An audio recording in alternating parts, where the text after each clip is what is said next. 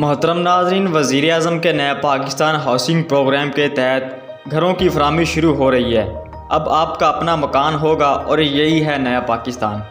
تفصیلات کے مطابق سینیٹر فیصل جاوید نے ٹویٹر پر اپنے پیغام میں کہا کہ خوابوں کی تعبیر اور گھروں کی تقسیم مبارک ہو۔ فیصل جاوید کا کہنا تھا کہ وزیر اعظم کے نئے پاکستان ہاؤسنگ پروگرام کے تحت گھروں کی فراہمی شروع ہو رہی ہے۔ اب آپ کا اپنا مکان ہوگا، یہی ہے نیا پاکستان۔ عوام کے لیے حساس قوم کی تقدیر بدل دیتا ہے۔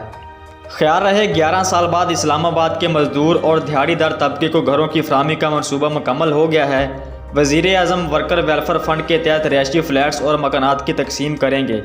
معاون خصوصی زلفی بخاری نے 11 سال سے زیر التواء رہائشی پروجیکٹ مکمل کرانے میں اہم کردار ادا کیا۔ نیا پاکستان ہاؤسنگ منصوبے کے تحت 1000 سے زیادہ فلیٹس اور 500 مکانات تیار کیے گئے ہیں۔ وزیر اعظم عمران خان کا مزدور طبقے کے لیے مزید 1500 فلیٹس کا سنگ بنیاد رکھیں گے۔